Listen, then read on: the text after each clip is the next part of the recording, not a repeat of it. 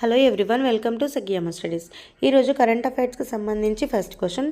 2025 జనవరి 4 నుంచి 9 వరకు గ్రామీణ భారత్ మహోత్సవ్ 2025ను ఎక్కడ నిర్వహించారు?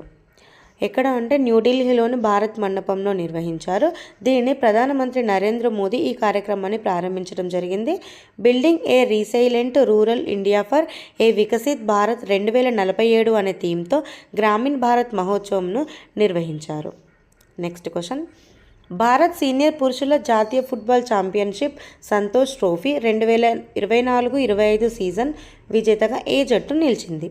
ఏ జట్టు అంటే పశ్చిమ బెంగాల్. ఇది 78వ సంతోష్ ట్రోఫీ. ఫైనల్ పోటీలను హైదరాబాద్లోని గచ్చిబౌలి స్టేడియంలో నిర్వహించారు. ఫైనల్లో ఈ జట్టు 1-0తో కేరళ జట్టును ఓడించి రికార్డు స్థాయిలో 33వసారి సంతోష్ ట్రోఫీ విజేతగా అయితే నిలిచింది.